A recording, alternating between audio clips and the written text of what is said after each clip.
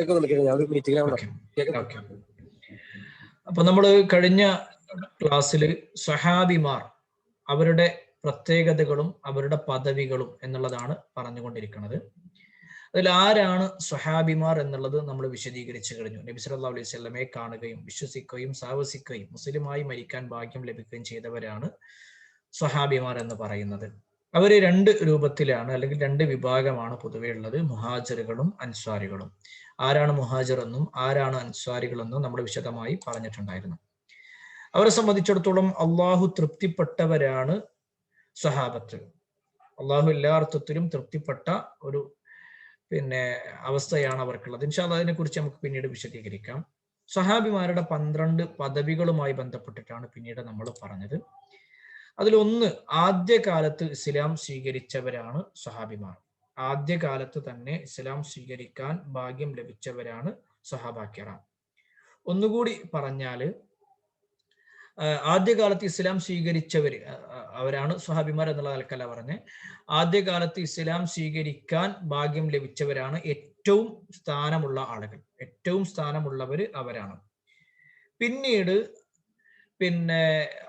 അതിലാണ് മഹാനായ അബൂബക്കർ സിദ്ദീഖ് റളിയല്ലാഹു അൻഹുവും അതേപോലെ തന്നെ ഖദീജ റളിയല്ലാഹു അൻഹയെ പോലുള്ള ആളുകളൊക്കെ എത്തുന്നത് ആ ഒരു കാറ്റഗറിയിലാണ്. പിന്നെ നമ്മൾ പറഞ്ഞു ദാറുൽ അർഖമിൽ വെച്ചുകൊണ്ട് ഇസ്ലാം സ്വീകരിച്ചവര്, അതായത് അർഖം ബിൻ അർഖം റളിയല്ലാഹുവിന്റെ വീട്ടിൽ വെച്ചുകൊണ്ട് ഇസ്ലാം സ്വീകരിച്ച ആളുകളാണ് രണ്ടാം സ്ഥാനം, അല്ലെങ്കിൽ അവരാണ് രണ്ടാമത്തെ ഭാഗമായിട്ട്, അല്ലെങ്കിൽ പദവികൾ രണ്ടാം സ്ഥാനത്തുള്ളത്. മൂന്നാമത്തത് പറഞ്ഞു അബ്സീനയിലേക്ക് ഹിജറ പോയവരായവർ. അബ്സീനയിലേക്ക് ഹിജറ പോയവരാണ് മൂന്നാം സ്ഥാനത്ത്. അത് 2 തവണയുള്ള ഹിജറയെ കുറിച്ച് നമ്മൾ വിശദീകരിച്ചിട്ടുണ്ടായിരുന്നു. നാലാമത്തത് ഒന്നാം അഖബ ഉടമ്പടിയിൽ പങ്കെടുത്ത ആളുകൾ. ഒന്നാം അഖബ ഉടമ്പടിക്കാണ് അന്ന് ബൈഅത്ത് ചെയ്ത ആളുകൾക്കാണ് ബൈഅത്തു നിസാ എന്നുള്ള പേര് കൂടി പറയുന്നത്. പക്ഷെ അതിൽ ഒരു സ്ത്രീ പോലും ഉണ്ടായിരുന്നില്ല. പക്ഷെ ആ പേര് കിട്ടാനുള്ള കാരണമൊക്കെ നമ്മൾ ഓർമ്മപ്പെടുത്തിയിരുന്നു.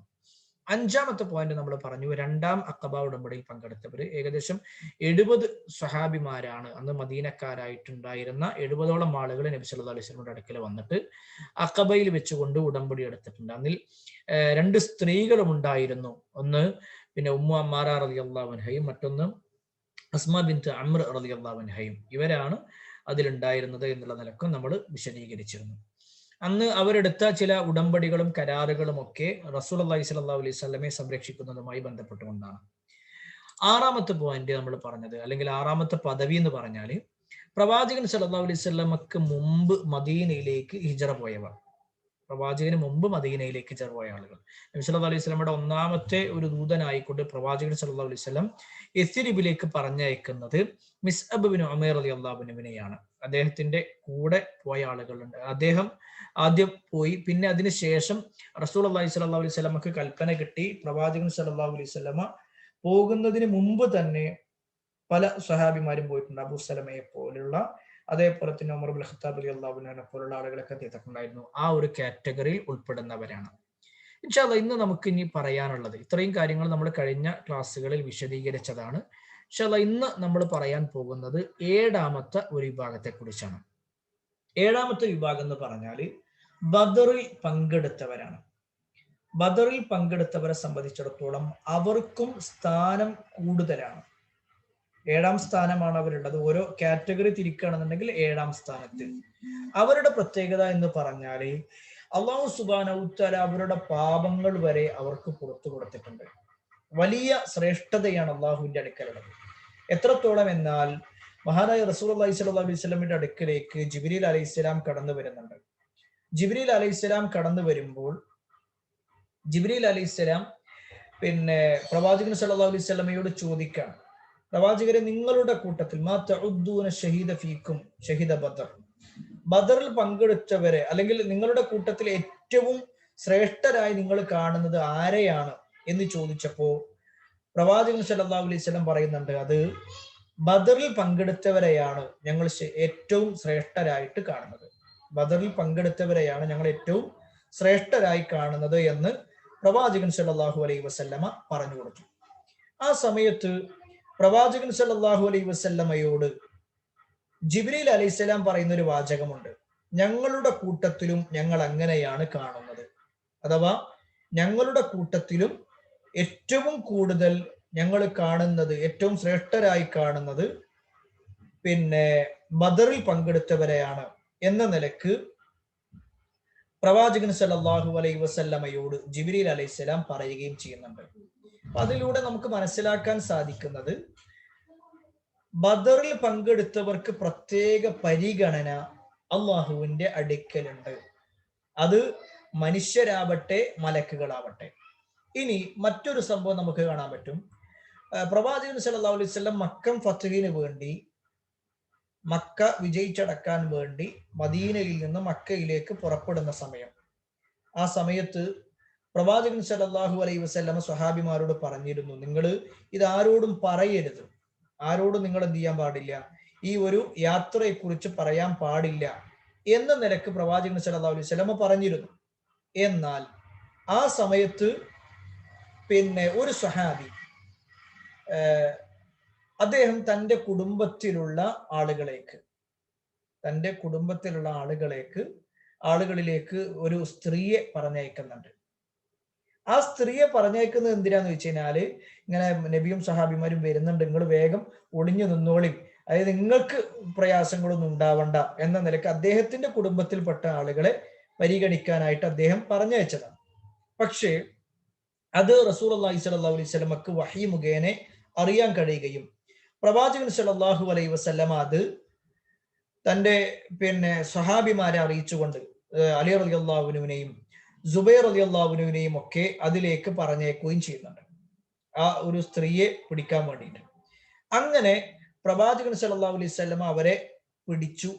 ആ സ്ത്രീയെ പിടിക്കാൻ വേണ്ടി പറഞ്ഞു. ആ സ്ത്രീയുടെ കയ്യിലുള്ള കത്ത് നബി സല്ലല്ലാഹു അലൈഹി വസല്ലമ സ്വഹാബിമാർക്ക് അറിയിച്ചു കൊടുത്തതിന്റെ അടിസ്ഥാനത്തിൽ തന്നെ അവരത് പിടിക്കുകയും ആ സ്ത്രീയുടെ കയ്യിൽ നിന്നും ആ കത്ത് വാങ്ങുകയും ചെയ്തു. ഈ ഒരു സ്വഹാബിയുടെ വിഷയത്തിൽ ഈ സ്വഹാബി അപ്പോഴേക്കും നബി സ്വല്ലല്ലാഹു അലൈഹി വസല്ലമയോട് വന്ന് ക്ഷമാപണം നടത്തുക ചെയ്തു. പക്ഷെ ഉമർ റളിയല്ലാഹു അൻഹു പറഞ്ഞു, നബിയെ, അവൻ അങ്ങനെ ഇടാൻ പാടില്ല, അവൻ എന്തായാലും കൊല്ലണം. കാരണം എന്താ വെച്ചാൽ വിശ്വാസവഞ്ചനയാണ് കാണിച്ചിട്ടുള്ളത്, എന്തായാലും അവനക്കെതിരെ നിൽക്കണം എന്ന് പറഞ്ഞു. ആ സമയത്ത് നബി സല്ലല്ലാഹു അലൈഹി വസല്ലം പറഞ്ഞൊരു വാചകമാണത്, ഇന്നഹു ഖദ് ഷഹിദ ബദറ, നിശ്ചയമായും അദ്ദേഹം ബദറിൽ പങ്കെടുത്ത ആളാണ്. അദ്ദേഹം ഷഹിദ ബദറ, അദ്ദേഹം ബദറിൽ പങ്കെടുത്ത ആളാണ്. എന്നിട്ട് നബി സല്ലല്ലാഹു അലൈഹി വസല്ലമ അവരെ കുറിച്ച് പറയാണ്, തീർച്ചയായും അല്ലാഹു സുബ്ഹാനഹു വ തആല പറഞ്ഞിട്ടുണ്ട്, അവരുടെ പാപങ്ങളൊക്കെ അല്ലാഹു പുറത്തു കൊടുത്തിട്ടുണ്ട്, അവരുടെ പാപങ്ങളൊക്കെ അല്ലാഹു പുറത്തു കൊടുത്തിട്ടുണ്ട്. അപ്പൊ ബദറിൽ പങ്കെടുത്തവരെ സംബന്ധിച്ചിടത്തോളം ഏറെ ശ്രേഷ്ഠതയാണ് അവർക്കുള്ളത്.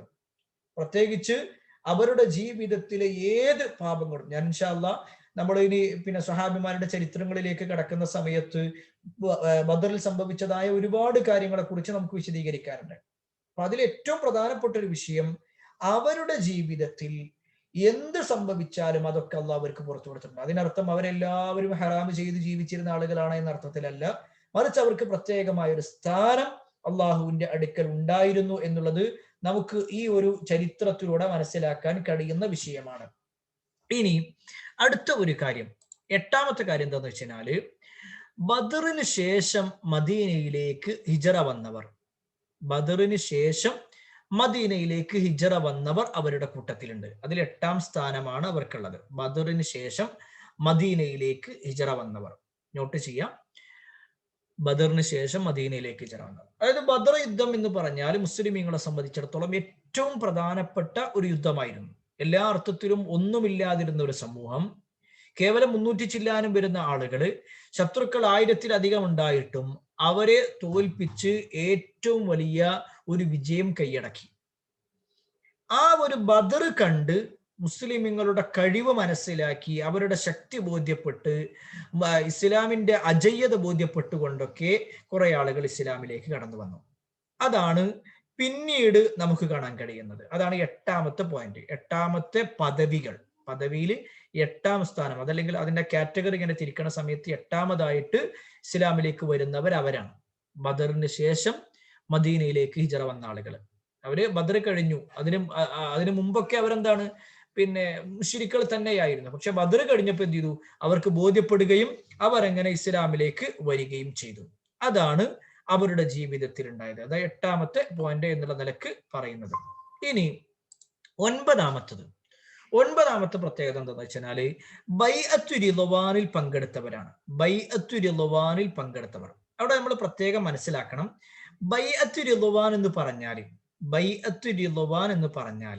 എന്താണ് എന്നുള്ളത് നമ്മൾ ആദ്യം മനസ്സിലാക്കണം. ബൈഅത്തു റിദ്വാൻ എന്ന് പറഞ്ഞാൽ എന്താണ്?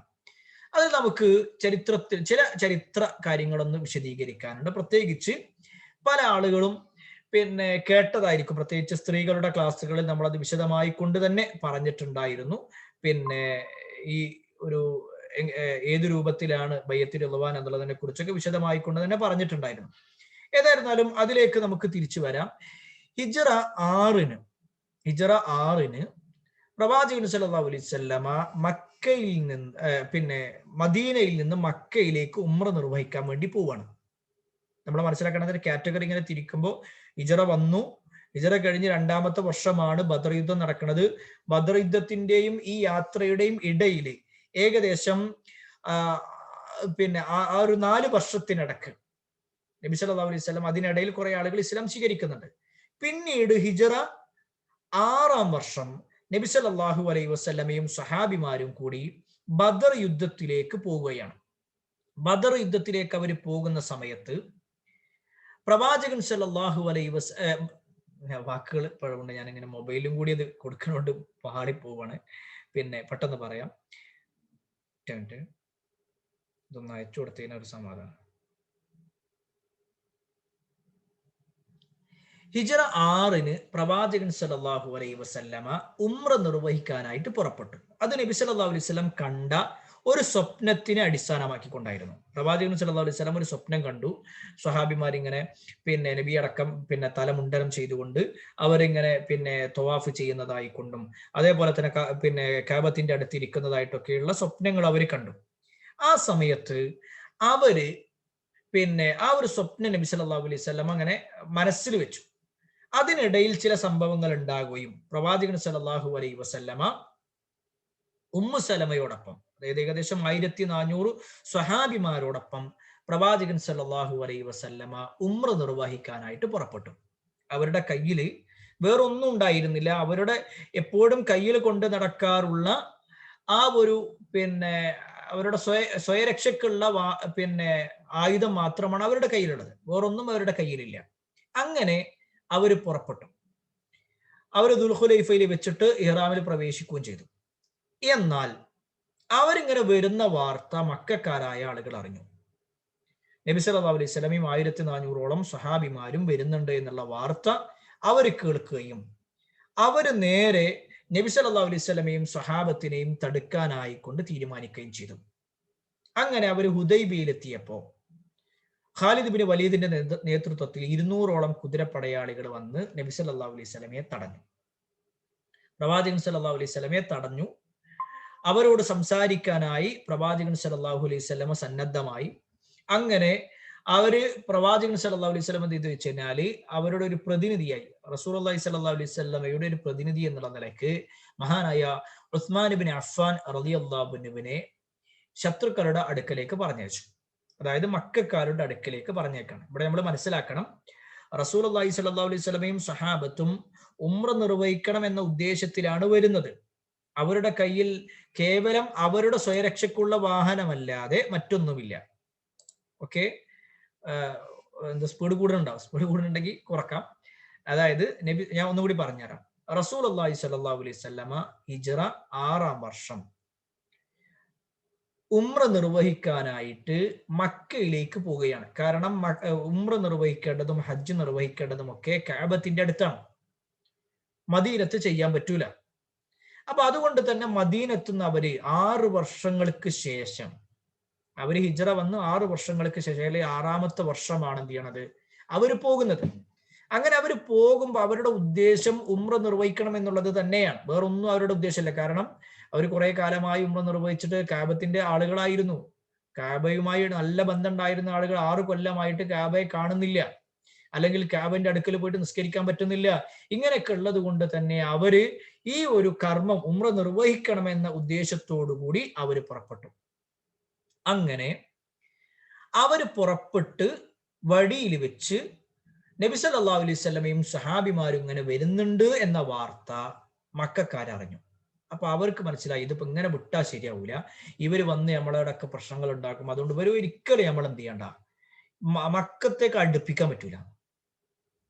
അങ്ങനെ ഇവര് ഖാലിദ് ബിൻ വലീദിന്റെ നേതൃത്വത്തിൽ, അന്ന് ഖാലിദ് ബിൻ വലീദ് ഇസ്ലാം സ്വീകരിച്ചിട്ടില്ല, ഖാലിദ് ഇസ്ലാം സ്വീകരിച്ചിട്ടില്ല, അദ്ദേഹത്തിന്റെ നേതൃത്വത്തിൽ 200ഓളം കുതിരപ്പടയാളികളെ നബി സല്ലല്ലാഹു അലൈഹി വസല്ലമയും സഹാബത്തിനെയും എതിർക്കാനായിട്ട്, അവരെ തടഞ്ഞു നിർത്താനായിട്ട് തീരുമാനിച്ചു. അപ്പൊ നബി സല്ലല്ലാഹു അലൈഹി വസല്ലമയും സഹാബത്തും ആകട്ടെ ഒരു യുദ്ധത്തിന് വേണ്ടിയിട്ടുള്ള ഒരു തയ്യാറെടുപ്പിലേക്കല്ല അവര് ഇറങ്ങുന്നത്, അവര് യുദ്ധത്തിന് വേണ്ടിയിട്ടല്ല ഇറങ്ങുന്നത്. അപ്പൊ അതുകൊണ്ട് തന്നെ അവര് ഒരു സന്ധി സംഭാഷണത്തിന് വേണ്ടി ഒരു പ്രതിനിധിയായിക്കൊണ്ട് ഉസ്മാൻ ഇബ്നു അഫ്ഫാൻ റളിയല്ലാഹു അൻഹുവിനെ ശത്രുക്കളുടെ ഭാഗത്തേക്ക് പറഞ്ഞയച്ചു. അദ്ദേഹം അങ്ങോട്ട് ചെന്നു. ചരിത്രത്തിൽ കാണാൻ പറ്റും, വളരെ മാന്യമായിക്കൊണ്ട് തന്നെ ശത്രുക്കൾ അദ്ദേഹത്തെ സ്വീകരിച്ചു. പിന്നെ അദ്ദേഹത്തിന്റെ കുനിയത്ത് മകനിലേക്ക് ചേർത്തുകൊണ്ട് അബു അബ്ദില്ല എന്ന് പറഞ്ഞിട്ടാണ് അദ്ദേഹത്തെ വിളിക്കുന്നത് തന്നെ. കാരണം അദ്ദേഹത്തിന് അബ്ദുള്ള എന്ന് പറഞ്ഞ ഒരു മകനുണ്ട്, നബി സ്വല്ലല്ലാഹു അലൈഹി വസല്ലമയുടെ പേരക്കുട്ടി, അതായത് റുഖയ്യ ബീവിയുടെ കുട്ടി. അപ്പൊ ആ ഒരു പേരക്ക് വിളിച്ചുകൊണ്ട് തന്നെ അദ്ദേഹത്തെ വിളിച്ചു, അദ്ദേഹത്തിനെ പരിഗണിച്ച് അദ്ദേഹത്തിനോട് സംസാരിക്കാനൊക്കെ അവർ റെഡിയായി. എന്നിട്ട് അവര് പറഞ്ഞു, ഉസ്മാൻ നിങ്ങൾ ഒരു വേണമെങ്കിൽ എന്ത് ചെയ്തോളി, നിങ്ങൾ വേണമെങ്കിൽ വന്ന് ഉംറ ചെയ്തോളി, നിങ്ങൾക്ക് എല്ലാ സൗകര്യങ്ങളും നമ്മൾ ചെയ്തുതരാം, പക്ഷെ നബിയെയും സഹാബത്തിനെയും നമ്മൾ അയക്കൂല, മുഹമ്മദിനെയും കൂട്ടനെ നമ്മൾ എന്ത് ചെയ്യൂല, സമ്മതിക്കൂല, നിങ്ങൾക്ക് വേണമെങ്കിൽ നമ്മൾ സൗകര്യം റെഡിയാക്കി തരാം. അപ്പൊ ഉസ്മാൻ ബിൻ അഫ്ഫാൻ റളിയല്ലാഹു അൻഹു പറഞ്ഞു, അത് പറ്റൂല, നബി സല്ലല്ലാഹു അലൈഹി വസല്ലം ചെയ്യാതെ ഞാൻ ചെയ്യേ, അതെന്തായാലും ഞാൻ ചെയ്യൂല എന്നാണ്. അപ്പൊ ഇവരെന്ത് ചെയ്തു വെച്ചാൽ പിന്നെ ഉസ്മാൻ ബിൻ അഫ്ഫാൻ റളിയല്ലാഹു അൻഹു അവര് ബന്ദിയായിട്ട് പിടിച്ചു. അത് ഒരിക്കലും ചെയ്യാൻ പാടില്ലാത്തതായിരുന്നു. കാരണം ഒരു പ്രതിനിധിയായി ചർച്ചയ്ക്ക് വേണ്ടി ഒരാൾ ചെല്ലുക, അദ്ദേഹത്തെ പിടിച്ചു വെക്കാം, പിടിച്ചു വെച്ചു. പക്ഷേ മുസ്ലിങ്ങൾക്കിടയിൽ വന്ന വാർത്ത എന്താന്ന് വെച്ചാൽ ഉസ്മാൻ ബിൻ അഫ്ഫാൻ റളിയല്ലാഹു അൻഹു മരണപ്പെട്ടു എന്നാണ്, അദ്ദേഹത്തെ ശത്രുക്കൾ കൊന്നു എന്നുള്ള വാർത്തയാണ് മുസ്ലിമീങ്ങൾ കേൾക്കുന്നത്. ഇത് അവർക്ക് വലിയ ദേഷ്യം ഉണ്ടാക്കി. അവരുടെ കയ്യിൽ അവരുടെ സ്വയരക്ഷയ്ക്കുള്ള വാള് മാത്രമാണുള്ളത്, പക്ഷെ ആ വാൾ അവർ പിടിച്ചു. റസൂലുള്ളാഹി സ്വല്ലല്ലാഹു അലൈഹി വസല്ലമയുടെ കൂടെ ഒരു മരത്തിന്റെ ചുവട്ടിൽ അവരെല്ലാവരും 1400 പേരും അവർ നിന്നു. എന്നിട്ട് അവരൊരു പ്രതിജ്ഞ എടുക്കുകയാണ്, ഈ വാൾ കൊണ്ട് ശത്രുക്കളെ അരിഞ്ഞു വീഴ്ത്തിക്കൊണ്ടല്ലാതെ, ഉസ്മാൻ ബിൻ അഫ്ഫാന്റെ രക്തത്തിന് പകരം ചോദിച്ചുകൊണ്ടല്ലാതെ നമ്മൾ ഇത് എന്ത് ചെയ്യൂല, നമ്മളെ വാളിന്റെ ഉറയിലിടൂല എന്ന ഒരു വലിയ ഒരു പ്രതിജ്ഞ. ഒരുപാട് കാര്യങ്ങൾ അതിലുണ്ട്, ചുരുക്കി പറയാം. ഈ ഒരു പ്രതിജ്ഞ അവർ ചെയ്തു. ഒരു ബൈഅത്ത് റസൂലുള്ളാഹി സ്വല്ലല്ലാഹു അലൈഹി വസല്ലമയോട് അവർ നടത്തുകയാണ്. നമ്മൾ എന്തായാലും ഉസ്മാന്റെ ആ രക്തത്തിന്, അദ്ദേഹം കൊല ചെയ്യപ്പെട്ടു എന്നാണ് ഇവർ കേൾക്കുന്നത്, അല്ലെങ്കിൽ ഇവർക്ക് മനസ്സിലായത് അങ്ങനെയാണ്, ഇവർ കേൾക്കുന്ന വാർത്ത അങ്ങനെയാണ്. അപ്പൊ അതുകൊണ്ട് തന്നെ തീർച്ചയായും അതിനുള്ള ഒരു പ്രതിവിധി അല്ലെങ്കിൽ അതിനുള്ള പ്രതികാരം ചെയ്യാതെ നമ്മൾ ആരും ഇനി തിരിഞ്ഞു പോകൂല, നമ്മളെല്ലാവരും യുദ്ധം ചെയ്യുന്നു തീരുമാനിച്ചു. ഇത് മക്കക്കാരറിഞ്ഞു, ഇങ്ങനൊരു സംഭവം ഉണ്ട്, അവർ സത്യത്തിൽ യുദ്ധത്തിന് വന്നതല്ല, പക്ഷെ ഇവർ ചെയ്ത ഈ ഒരു പ്രവർത്തനം കേട്ടിട്ട് അവര് കുറച്ചൊരു പ്രയാസത്തിലായി. അപ്പോ ആ ഒരു സമയത്ത് നമുക്ക് കാണാൻ കഴിയുന്നത്, ചരിത്രത്തിലൂടെ നമുക്ക് മനസ്സിലാക്കാൻ കഴിയുന്ന ആ ഒരു സംഭവത്തിൽ ശത്രുക്കൾ പേടിക്കുകയും അവര് നേരെ റസൂലുള്ളാഹി സ്വല്ലല്ലാഹു അലൈഹി വസല്ലമയുടെ അടുക്കിലേക്ക് ആളുകളെ പറഞ്ഞേക്കുകയും ചെയ്യുന്നുണ്ട്. ഞാൻ നേരത്തെ സൂചിപ്പിച്ചാൽ ഒരു മരത്തിന്റെ അടുത്ത് വെച്ചുകൊണ്ട് ഒരു ബൈഅത്ത് നടത്തി എന്ന് പറയണ്ടേ, അതിനാണ് ഇസ്ലാമിക ചരിത്രത്തിൽ ബൈഅത്തു റിദ്വാൻ എന്ന് പറയാം. ബൈഅത്തു റിദ്വാൻ. ഈ ബൈഅത്തു റിദ്വാനിൽപ്പെട്ട ആളുകൾക്ക് അള്ളാഹു പ്രത്യേക പദവി നൽകുന്നുണ്ട്. അന്ന് റസൂലുള്ളാഹി സ്വല്ലല്ലാഹു അലൈഹി വസല്ലമയുടെ കൂടെ 1400 പേര് ബൈഅത്ത് ചെയ്തിട്ടുണ്ട്. അഥവാ അവര് നബി സല്ലല്ലാഹു അലൈഹി വസല്ലമയോട് കരാറ് ചെയ്തു, ഞങ്ങൾ ഇന്ന കാര്യങ്ങൾ ചെയ്യാം, ശത്രുക്കൾക്കെതിരെ ഞങ്ങൾ യുദ്ധം ചെയ്യും എന്നൊക്കെ പറഞ്ഞത്. അതിനാണ് ബൈഅത്ത് റിദ്വാൻ എന്ന് പറയാം. അതിൽ പങ്കെടുത്ത ആളുകൾക്കാണ് പിന്നീട് ശ്രേഷ്ഠതയുള്ളത്. ഈ ബദർ യുദ്ധം കഴിഞ്ഞു, അതിനുശേഷം കുറച്ചാളുകൾ വന്നു, അതിനുശേഷം പങ്കെടുത്ത ആളുകൾ, അവർക്കാണ് പ്രത്യേകത ഉള്ളത്. അപ്പൊ എന്താണ് നമ്മൾ ബൈഅത്ത് റിദ്വാൻ എന്നുള്ളത് പറഞ്ഞു, നിങ്ങൾക്ക് മനസ്സിലായിട്ടുണ്ടാകും എന്ന് വിചാരിക്കുന്നു. കുറച്ച് വേഗത്തിൽ പോകാതെ ഇത് നടക്കൂല, കാരണം എന്താ വെച്ചാൽ ഇനി നമുക്ക് ഒരുപാട് കാര്യങ്ങൾ പറയാനുണ്ട്. നമ്മുടെ സമയം ഏകദേശം വല്ലാതെ അങ്ങോട്ട് അധികരിപ്പിക്കാനും പറ്റൂലല്ലോ, അതുകൊണ്ടാണ്. ഏകദേശം മനസ്സിലായിട്ടുണ്ടാവും എന്ന് വിചാരിക്കുന്നു. ഇനി സംശയം ഉണ്ടെങ്കിൽ അപ്പൊ നമുക്ക് ലാസ്റ്റൊക്കെ ഒന്നും കൂടി പറയാം. 10ാമത്തെ കാര്യം, ബൈഅത്ത് റിദ്വാന് ശേഷം ഇസ്ലാം സ്വീകരിച്ചവര്. അതായത് ഇപ്പൊ നമ്മൾ പറഞ്ഞു ബൈഅത്ത് റിദ്വാൻ എന്താന്ന് പറഞ്ഞു. ആ ഒരു ബൈഅത്തുർ റിദ്വാന് ശേഷം ഈ ബൈഅത്തുർ റിദ്വാൻ നടന്നു. ബൈഅത്തുർ റിദ്വാൻ എന്താന്നുള്ളത് നിങ്ങൾക്ക് മനസ്സിലായിട്ടുണ്ട് എന്ന് വിചാരിക്കുന്നു. നബി സല്ലല്ലാഹു അലൈഹി വസല്ലമയും സഹാബിമാരും ഉംറ നിർവഹിക്കാനായിട്ട് വന്നു. ശത്രുക്കൾ അവരെ തടഞ്ഞു. അപ്പൊ അവരോട് സന്ധ്യ സംഭാഷണത്തിന് വേണ്ടി പിന്നെ ഉസ്മാൻ ബിൻ അഫ്ഫാൻ റളിയല്ലാഹു അൻഹു പറഞ്ഞയച്ചു. അവർ ഉസ്മാൻ ബിൻ അഫ്ഫാൻ റളിയല്ലാഹു അൻഹു പിടിച്ചു വെച്ചു. അദ്ദേഹത്തെ കൊല ചെയ്തു എന്നുള്ള ഒരു വാർത്ത മുസ്ലിങ്ങൾക്കിടയിൽ വന്നു. ആ വാർത്ത കേട്ടപ്പോൾ മുസ്ലിങ്ങൾ എന്ത് ചെയ്യാണ്? ശത്രുക്കളെല്ലാവരെയും കൊല്ലും എന്നുള്ള ഒരു ബൈഅത്ത്, അല്ലെങ്കിൽ ഉസ്മാന്റെ പിന്നെ രക്തത്തിന് ഞങ്ങൾ പകരം ചോദിക്കുന്നു പറഞ്ഞ് അവരവിടെ ഒരു ബൈഅത്ത്, ഒരു പ്രതിജ്ഞ ചെയ്തു, ഒരു കരാർ നബിയോട് ചെയ്തു. അതിനാണ് ബൈഅത്തുർ റിദ്വാൻ എന്ന് പറയാം. അതിൽ പങ്കെടുത്തവർക്കാണ് ശ്രേഷ്ഠതയുള്ളത്. അത് കഴിഞ്ഞാൽ ഈ ബൈഅത്തുർ റിദ്വാന്റെ ശേഷം മക്കം ഫത്ഹിന്റെ ഇടയിലായിട്ട് ഇസ്ലാം സ്വീകരിച്ചവരുണ്ട്. അതിൽപ്പെട്ട ആളാണ് ഖാലിദ് ബിൻ വലീദ് റളിയല്ലാഹു അൻഹു, അംർ ബിൻ അൽ-ആസ് റളിയല്ലാഹു അൻഹു, ഉസ്മാൻ ബിൻ ത്വൽഹ റളിയല്ലാഹു അൻഹു. ഇവർക്കൊക്കെ ഒരുപാട് ഫളലുകൾ ഉണ്ട് കേട്ടോ. നമ്മൾ ഇൻഷാ അല്ലാഹ് അവരുടെ പേരുകൾ പറയുന്ന സമയത്ത് നമുക്ക് വിശദീകരിക്കാം. ഈ ഖാലിദ് ബിൻ വലീദ് എന്ന് പറഞ്ഞു കഴിഞ്ഞാല് പിന്നെ അൽ മഖ്സൂമിയാണ്. അദ്ദേഹം മഖ്സൂം ഗോത്രക്കാരനാണ്. അതായത് അബൂജഹലിന്റെ ഗോത്രത്തിൽപ്പെട്ട ആളാണ് ഖാലിദ് ബിൻ വലീദ്. അബൂജഹലിന്റെ ഗോത്രക്കാരനാണ്. നബി സല്ലല്ലാഹു അലൈഹി വസല്ലമയുടെ ഗോത്രം ഹാഷിം ഗോത്രമാണെങ്കിൽ അതിന് നേരെ ഒരു വിപരീതമായിട്ട് നിന്നിരുന്ന ആളുകളാണ് ഈ മഖ്സൂം ഗോത്രം. ഞാൻ കഴിഞ്ഞ ക്ലാസ്സിൽ പറഞ്ഞിരുന്നു. നബി സല്ലല്ലാഹു അലൈഹി വസല്ലമ പിന്നെ ദാറുൽ അർഖമില് അർഖം റളിയല്ലാഹുവിന്റെ വീട്ടിൽ നിൽക്കാനുള്ള കാരണത്തെ കുറിച്ച് പറഞ്ഞപ്പോൾ പറഞ്ഞത് അദ്ദേഹം മഖ്സൂമിയാണെന്നുള്ളത്. അതേ ഗോത്രക്കാരനാണ് ഖാലിദ് ബിൻ വലീദ് റളിയല്ലാഹു അൻഹു. അദ്ദേഹം വളരെ വീരശൂര പരാക്രമി എന്നൊക്കെ പറയില്ലേ, അങ്ങനെയുള്ള ആളാണ് ഖാലിദ്. ചരിത്രത്തില് ഉമർ ബിൻ ഖത്താബ് റളിയല്ലാഹു അൻഹു ഒരു ഗുസ്തിക്കാരനാണ്. തന്റെ എതിരാളികളെയൊക്കെ നിഷ്പ്രയാസം തോൽപ്പിക്കാൻ ഉമർ ബിൻ ഖത്താബ് റളിയല്ലാഹു അൻഹു കഴിയും. പക്ഷേ ആ ഉമറിനെ ഒരേ ഒരാളാണ് പരാജയപ്പെടുത്തിയിട്ടുള്ളത്. അദ്ദേഹത്തിനോടുള്ള ദ്വന്ദ്വ യുദ്ധത്തിൽ ഒരേ ഒരാളാണ് ഉമറിനെ പരാജയപ്പെടുത്തിയത്. അത് ഖാലിദ് ബിൻ വലീദാണ്. അത്രയും നല്ല കരുത്തനായിരുന്നു ഖാലിദ് ബിൻ വലീദ്. അദ്ദേഹത്തിന്റെ ഇടപെടലാണ് ശരിക്ക് ഉഹുദ് യുദ്ധത്തിൽ മുസ്ലിമീങ്ങൾ പരാജയപ്പെടാനുണ്ടായ ഒരു കാരണം. ഖാലിദ് ബിൻ വലീദിന്റെയും ഇക്രിമത്ത് ബിൻ അബീ ജഹലിന്റെ ഒക്കെ ഇടപെടൽ. പിന്നീട് അദ്ദേഹം ഇസ്ലാം സ്വീകരിച്ചതിന് ശേഷം ഇസ്ലാമിന് വേണ്ടി ഒരുപാട് പ്രവർത്തനങ്ങൾ ചെയ്തിട്ടുണ്ട്. ഒരുപാട് യുദ്ധങ്ങളിൽ അദ്ദേഹം നേതാവായിരുന്നു. നല്ല ഒരു കരുത്തുറ്റ ഒരു നേതാവ് എന്നുള്ള നിലക്കാണ് ഖാലിദ് ബിൻ വലീദിനെ എണ്ണപ്പെടുന്നത്. പക്ഷേ അദ്ദേഹം മരണപ്പെടുന്നത് അദ്ദേഹത്തിന്റെ പായൽ കിടന്നിട്ടാണ്.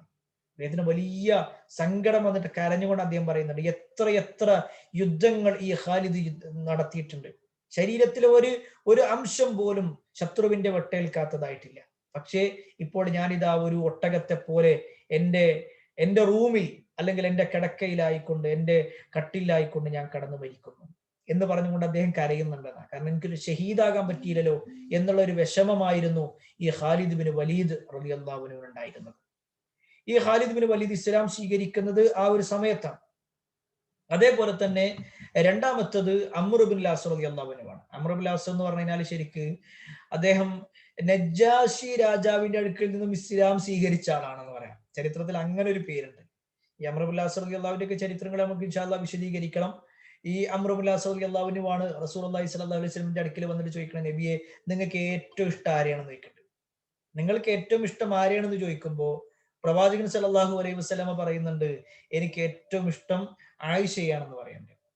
അപ്പൊ ചോദിച്ചു, ആണുങ്ങളുടെ കൂട്ടത്തിൽ ആരെയാണെന്ന് ചോദിച്ചു. അപ്പൊ റസൂലുള്ളാഹി സ്വല്ലല്ലാഹു അലൈഹി വസല്ലം പറഞ്ഞു, അബൂഹ, ആ ആയിഷ ബീവിന്റെ വാപ്പനെയാണ് ഇഷ്ടം എന്ന് പറഞ്ഞു. പിന്നെ ആരെന്ന് ചോദിച്ചു. അപ്പൊ പറഞ്ഞു ഉമറിനെയാണെന്ന് പറഞ്ഞു. പിന്നെ ആരെന്ന് ചോദിച്ചു. അപ്പൊ പറഞ്ഞു ഉസ്മാനെയാണെന്ന് പറഞ്ഞു. ഇങ്ങനെ നബി സ്വല്ലല്ലാഹു അലൈഹി വസല്ലം പലരെയും എണ്ണുന്നുണ്ട്. അപ്പൊ അംർ ബിൻ അൽ-ആസ് റളിയല്ലാഹു അൻഹു പിന്നെ ഇങ്ങനെ എണ്ണീട്ട് പറയാണ്, കുറച്ചും കൂടി എണ്ണീട്ട് അദ്ദേഹം പറയാണ്, പിന്നെ ഞാൻ ചോദിക്കാൻ നിന്നില്ല. കാരണം എന്താന്ന് വെച്ചാൽ അതിന് പണ്ഡിതന്മാർ പറയുന്ന ഒരു കാര്യം കൂടിയുണ്ട്. അംർ ബിൻ അൽ-ആസ് റളിയല്ലാഹു അൻഹുവിന്റെ ധാരണ, അംർ ബിൻ അൽ-ആസ് റളിയല്ലാഹുവിന് ഏറ്റവും ഇഷ്ടം അള്ളാഹുവിന്റെ റസൂലിന് ഏറ്റവും കൂടുതൽ ഇഷ്ടം അംർ ബിൻ അൽ-ആസ് റളിയല്ലാഹു അൻഹുവിനെയാണെന്ന്. കാരണം നബി സല്ലല്ലാഹു അലൈഹി വസല്ലമയുടെ ഇടപെടൽ അങ്ങനെയായിരുന്നു. അംർ ബിൻ അൽ-ആസ് റളിയല്ലാഹു അൻഹു വിചാരിക്കും നബിക്ക് ഏറ്റവും കൂടുതൽ ഇഷ്ടം അദ്ദേഹത്തെയാണ്. ഖാലിദ് ബിൻ വലീദ് വിചാരിക്കും നബിക്ക് ഏറ്റവും കൂടുതൽ ഇഷ്ടം അദ്ദേഹത്തെയാണെന്ന്. അങ്ങനെ ഓരോ സഹാബത്തിനും തോന്നും നബി സല്ലല്ലാഹു അലൈഹി വസല്ലമക്ക് ഏറ്റവും ഇഷ്ടം എന്നോടാണ്. കാരണം ആ നിലക്ക് എല്ലാവരോടും നല്ല ഒരു ബന്ധമായിരുന്നു നമ്മുടെ നേതാവായ മുഹമ്മദ് മുസ്തഫ സല്ലല്ലാഹു അലൈഹി വസല്ലമക്ക് ഉണ്ടായിരുന്നത്. പിന്നെ അതുപോലെ തന്നെ അവരുടെ കൂടെ ഇസ്ലാം സ്വീകരിച്ച ഒരാളാണ് ഉസ്മാൻ ഇബ്നു ത്വൽഹ എന്ന് പറയുന്ന വ്യക്തി. ഈ ഉസ്മാൻ ഇബ്നു ത്വൽഹ എന്ന് പറഞ്ഞു കഴിഞ്ഞാല് അദ്ദേഹം ശരിക്ക് ഒരു പിന്നെ ആദ്യം മുശ്രിക്കായിരുന്നു. പിന്നീട് അദ്ദേഹം ഇസ്ലാം സ്വീകരിക്കുന്നുണ്ട്. അദ്ദേഹത്തിന്റെ ഒരു ഫളിലായിക്കൊണ്ട് നമുക്ക് ചരിത്രത്തിൽ കാണാൻ പറ്റും. പിന്നെ മഹാനായ അബൂ സലമ റളിയല്ലാഹു അൻഹുവിന്റെ ഭാര്യ ഉമ്മു സലമ റളിയല്ലാഹു അൻഹ, അവര് പിന്നെ ഹിജ്റ പോകാൻ പറ്റാതെ പ്രയാസപ്പെട്ട സമയത്ത് അവരുടെ കുടുംബക്കാര് പിന്നെ അവരെ പിടിച്ചു വെച്ച ആ സമയത്ത് പിന്നീട് അവർക്ക് അനുവാദം കിട്ടുന്നുണ്ട്. ഞാൻ ആ ചരിത്രം മുഴുവനായിട്ട് വിശദീകരിക്കുന്നില്ല. ഇൻഷാ അല്ലാഹ് നമ്മൾ അവരുടെയൊക്കെ ചരിത്രങ്ങൾ വിശദീകരിക്കുന്ന സമയത്ത് പിന്നീട് നമുക്ക് പറയാം. അവര് പിന്നെ അബൂ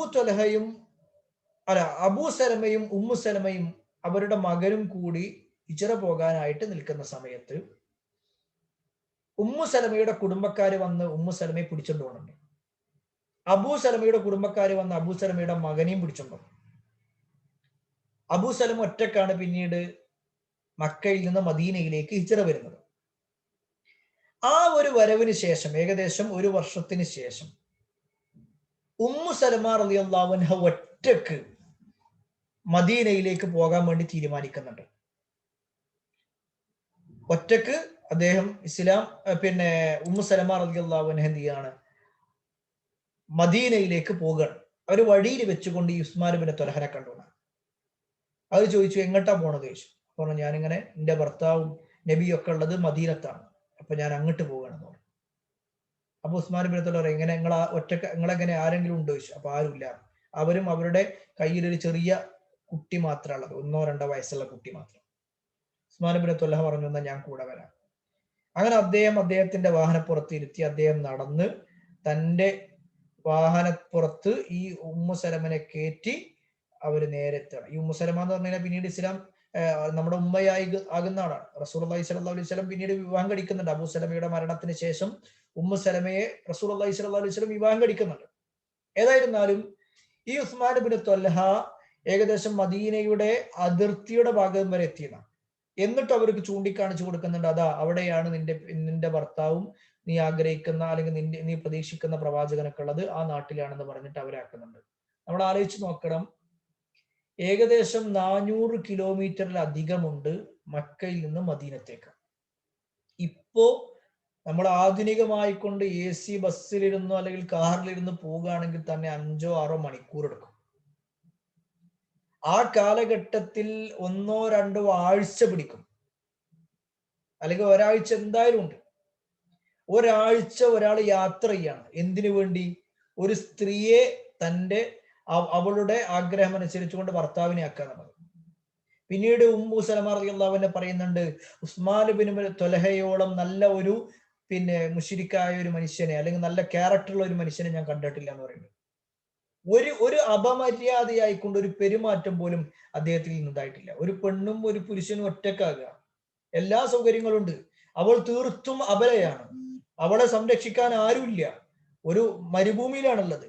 ദിവസങ്ങളോളം ഒരുമിച്ചാണ് യാത്ര. എന്നിട്ട് പോലും ഉസ്മാൻ ഇബ്നു ത്വൽഹ ഒരു അപമര്യാദയുടെ വാക്കോ പ്രവർത്തനമോ നോട്ടമോ ഒന്നും തന്നെ അദ്ദേഹത്തിൽ നിന്നുണ്ടായിരുന്നില്ല എന്നുള്ളത് ഉമ്മു സലമ റളിയല്ലാഹു അൻഹ പറയുന്നതായിട്ട് നമുക്ക് കാണാൻ കഴിയും. ഇതാണ് ബൈഅത്തു റിളവാന് ശേഷം ഇസ്ലാം സ്വീകരിച്ച ആളുകൾ ഒരുപാടുണ്ട്. അതിൽ പ്രധാനികളാണ് ഖാലിദ് ഇബ്നു വലീദിനെ പോലുള്ള, അംർ ഇബ്നു ആസിനെ പോലുള്ള, ഉസ്മാൻ ഇബ്നു ത്വൽഹയെ പോലുള്ള ആളുകൾ. ഇവരാരും ബദരീങ്ങളിൽ പെട്ടവരല്ല എന്നതുകൂടി നമ്മളൊന്ന് മനസ്സിലാക്കണം. ഇവരാരും ബൈഅത്തു റിളവാനിൽ പങ്കെടുത്തിട്ടില്ല, അതേപോലെ തന്നെ ബദരീങ്ങളിൽ പെട്ടവരുമല്ല. ഇനി 11ാമത്തത്, ഈ ബൈഅത്തു റിളവാന് ശേഷം മക്കം ഫത്തിന്റെ ഇടയിലാണ് ഇപ്പൊ നമ്മൾ പറഞ്ഞത്. ഇനി ആ ബൈഅത്തു റിളവാന് ശേഷം മക്കം ഫത്തിഹിനോടനുബന്ധിച്ചുകൊണ്ട് ഇസ്ലാം സ്വീകരിച്ചവരുണ്ട്. അതായത് ഹിജ്റ 8-ാം വർഷമാണ് മക്കം ഫത്തിഹ് നടക്കുന്നത്. മക്കം ഫത്തിഹ് എന്ന് പറഞ്ഞു കഴിഞ്ഞാൽ മക്ക മുസ്ലിങ്ങൾക്ക് കീഴിലാകുക. നബി സല്ലല്ലാഹു അലൈഹി വസല്ലമ നമ്മൾ നേരത്തെ പറഞ്ഞല്ലോ, ഹിജ്റ 6-ാം വർഷം വന്നു, എന്നിട്ട് അവര് തിരിച്ചുപോയി. പിന്നെ ഹിജ്റ 7-ാം വർഷം വന്ന് നബി സല്ലല്ലാഹു അലൈഹി വസല്ലമ ഉംറ നിർവഹിക്കുന്നുണ്ട്, ഉംറത്തുൽ ഖദാ നിർവഹിക്കുന്നുണ്ട്. അതിനുശേഷം നബി സല്ലല്ലാഹു അലൈഹി വസല്ലം വീണ്ടും പോയി. പിന്നെ അവരെന്ത് ചെയ്യുന്നുണ്ട്, ഹിജ്റ 8-ാം വർഷം വരുന്നുണ്ട്. ആ 8-ാം വർഷം അവര് വരികയാണ്. അവിടെ വെച്ചുകൊണ്ടാണ് മക്ക ഇസ്ലാമിന് കീഴിലാകുന്നത്. അന്ന് ഒരുപാട് ആളുകൾ ഇസ്ലാം സ്വീകരിക്കുന്നുണ്ട്. അതിൽ പ്രധാനികളാണ്, അല്ലെങ്കിൽ അതിനോടനുബന്ധിച്ചുകൊണ്ടുള്ള യാത്രയിൽ ഇസ്ലാം സ്വീകരിച്ച ആളാണ് അബൂ സുഫിയാൻ റളിയല്ലാഹു അൻഹു. അതേപോലെ തന്നെ അന്നേ ദിവസം മക്കം ഫത്തയിൽ ഇസ്ലാം സ്വീകരിച്ച ആളാണ് അബൂ സുഫിയാന്റെ ഭാര്യയായിരുന്ന ഹിന്ദ് റളിയല്ലാഹു അൻഹ. അവരൊക്കെ ആ ഒരു സമയത്താണ് ശരിക്കും ഇസ്ലാം സ്വീകരിക്കുന്നത്. അബൂ സുഫിയാൻ ഇസ്ലാം സ്വീകരിക്കുന്നതിന് മുമ്പ് തന്നെ അദ്ദേഹത്തിന്റെ മകനായിരുന്ന മുആവിയ റളിയല്ലാഹു അൻഹു ഇസ്ലാം സ്വീകരിച്ചിട്ടുണ്ട്. മുആവിയ റളിയല്ലാഹു അൻഹു ഇസ്ലാം സ്വീകരിച്ചിട്ടുണ്ട്. അദ്ദേഹം ഇസ്ലാം സ്വീകരിച്ചു എന്നുള്ള വാർത്ത പിന്നെ അവരുടെ ഉമ്മ അറിഞ്ഞു, അതായത് ഹിന്ദ് അറിഞ്ഞു. അപ്പൊ ഹിന്ദ് പറയുന്നുണ്ട്, പിന്നെ വാപ്പ അറിയരുത് കേട്ടോ, കാരണം എന്താ വെച്ചാൽ വാപ്പ അറിഞ്ഞാൽ വാപ്പാക്ക് അതൊരു ഭയങ്കര എതിർപ്പിന് കാരണമാകും എന്നൊക്കെ പറഞ്ഞിട്ടുണ്ട്. കാരണം അവർക്ക് ഏകദേശം ഒരു ധാരണ ഉണ്ടായിരുന്നു ഇസ്ലാം ശരിയാണ് എന്നുള്ളതിലേക്ക് അവരൊക്കെ അവരുടെ മനസ്സ് പാകപ്പെട്ടു വന്നിട്ടുണ്ടായിരുന്നു. ഇതാണ് മക്കം ഫത്തിൽ ഇസ്ലാം സ്വീകരിച്ചവര്. കേവലം അബൂ സുഫിയാനിൽ റളിയല്ലാഹു അൻഹുവിലും അതേപോലെ തന്നെ ഹിന്ദ് റളിയല്ലാഹു അൻഹയിലും മാത്രം ഒതുങ്ങുന്നതല്ല. ഒരുപാട് ആളുകൾ എന്ത് ചെയ്യുന്നുണ്ട്, മക്കം ഫത്തില, മക്ക വിജയിച്ചടക്കിയതിന് ശേഷം ഇസ്ലാം സ്വീകരിക്കുന്നുണ്ട്. അങ്ങനെ കുറെ ആളുകൾ. പിന്നെ പണ്ഡിതന്മാരുണ്ടെന്നത് പിന്നെ സ്വഹാബിമാരുടെ ദർജകൾ ഉണ്ടുമ്പോൾ 12ാമത്തത് കുട്ടികളുടെ പേരാണ്. കുട്ടികൾ അഥവാ റസൂലുള്ളാഹി സ്വല്ലല്ലാഹു അലൈഹി വസല്ലം ജീവിച്ചിരിക്കെ പ്രായപൂർത്തിയെത്താത്ത ആളുകൾ, പ്രായപൂർത്തിയെത്താത്ത കുട്ടികളായിട്ടുള്ള സഹാബിമാർ. അതാണ് ഒന്ന് ഹസൻ, മറ്റൊന്ന് ഹുസൈൻ, മറ്റൊന്ന് അബ്ദുല്ലാഹിബിൻ അബ്ബാസ്, മറ്റൊന്ന് അബ്ദുല്ലാഹിബിൻ ഉമർ, മറ്റൊന്ന് അനസ് റളിയല്ലാഹു അൻഹു അജ്മഈൻ.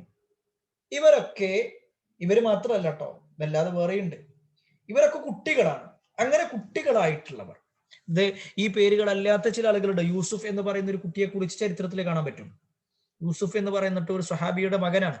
അദ്ദേഹം പിന്നീട് തന്റെ കൂടെയുള്ള ആളുകളോട് പറയുന്നുണ്ട്, റസൂലുള്ളാഹി സ്വല്ലല്ലാഹു അലൈഹി വസല്ലം എന്നെ മടിയിലിരുത്തുകയും ഞാൻ എന്റെ വാപ്പാന്റെ കൂടെ നബിന്റെ സദസ്സിൽ പോയി നബി സല്ലല്ലാഹു അലൈഹി വസല്ലം എന്നെ മടിയിലിരുത്തി എന്റെ തലയിൽ ഇങ്ങനെ, എന്റെ മുടിയിൽ ഇങ്ങനെ തലോടി എന്നൊക്കെ അദ്ദേഹം തന്റെ കൂടെയുള്ള ആളുകൾക്ക് ഇങ്ങനെ പറഞ്ഞു കൊടുക്കുന്നുണ്ട്. നബി സല്ലല്ലാഹു അലൈഹി വസല്ലം അദ്ദേഹത്തെ സ്പർശിച്ചതുമായി ബന്ധപ്പെട്ടുകൊണ്ടും അദ്ദേഹത്തിന്റെ തലയിൽ തലോടി എന്നൊക്കെ പറഞ്ഞുകൊണ്ട് അദ്ദേഹം അതൊരു വലിയ കാര്യമായിട്ട് തന്നെ എടുത്തു പറയുന്നതായിട്ടൊക്കെ ചരിത്രത്തിൽ നമുക്ക് വായിക്കാൻ കഴിയും.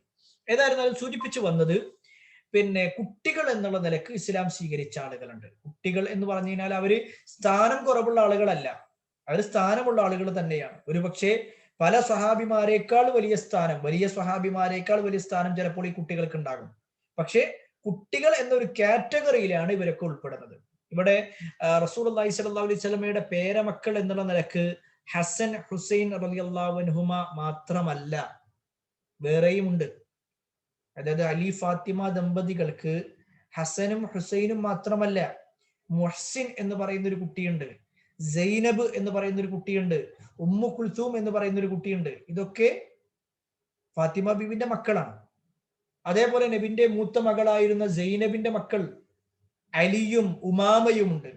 റുഖിയ ബീവിയുടെ മകനായിട്ട് അബ്ദുള്ളയുണ്ട്. അതുപോലെ തന്നെ ഉമ്മു കുൽസൂമിന് മക്കളില്ല. ഇത് നബിന്റെ പേരമക്കൾ എന്നുള്ള നിലക്ക് മാത്രമായിട്ടായി പറയണത്. അതേപോലെ ചെറിയ സഹാബിമാർ എന്നുള്ള നിലക്ക് അബ്ദുല്ലാഹിബിൻ അബ്ബാസ്, അബ്ദുല്ലാഹിബിൻ ഉമർ, അബ്ദുല്ലാഹിബിൻ അംറുബിൻ ലാസ്, നേരത്തെ നമ്മൾ പറഞ്ഞില്ല അംറുബിൻ ലാസ്, ആ അംറുബിൻ ലാസ് റളിയല്ലാഹുവിന്റെ മകനായ അബ്ദുള്ള ഉണ്ട്.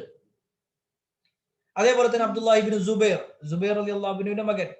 ഇവരൊക്കെ നബി സല്ലല്ലാഹു അലൈഹി വസല്ലമയുടെ കാലത്ത് കുട്ടികളായിരുന്നു. അനസ് റളിയല്ലാഹുവിനെ പോലുള്ള ആളുകളൊക്കെ. അവരെയാണ് 12ാമത്തെ കാറ്റഗറി ആയിട്ട് പണ്ഡിതന്മാരെ എണ്ണുന്നത്.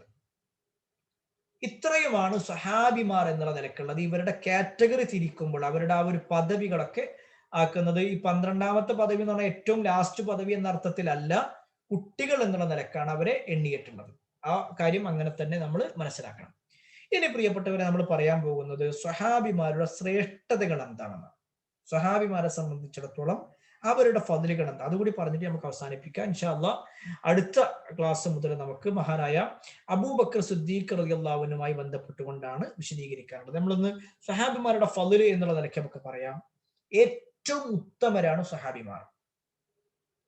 റസൂലുള്ളാഹി സ്വല്ലല്ലാഹു അലൈഹി വസല്ലമയുടെ ഹദീസിൽ കാണാൻ പറ്റും, ഖൈറുൻ നാസി ഖർനി, ജനങ്ങളിൽ ഏറ്റവും ഖൈറായിട്ടുള്ളത് ഖർനി, എന്റെ ഈ ഒരു തലമുറയിൽപ്പെട്ടവരാണ്. അഥവാ നബി സല്ലല്ലാഹു അലൈഹി വസല്ലമയുടെ കൂടെയുള്ള സഹാബാക്കളാണ്. സുമ്മല്ലദീന യലൂനഹും, പിന്നെ അവരെ പിന്തുടർന്ന് വന്നവർ. സുമ്മല്ലദീന യലൂനഹും, പിന്നെ അവരെ പിന്തുടർന്ന് വന്നവർ. അതായത് ഏറ്റവും നല്ല തലമുറ എന്ന് പറഞ്ഞാൽ നബി സല്ലല്ലാഹു അലൈഹി വസല്ലം ഉള്ളപ്പോഴുള്ള ആളുകൾ ആരാണോ അവരാണ്. പിന്നെ അവരുടെ മക്കള്, പിന്നെ അവരുടെ മക്കൾ. അതാണ് ആ ഒരു തലമുറയുടെ ഗണം നോക്കിക്കഴിഞ്ഞാൽ അങ്ങനെയാണ്.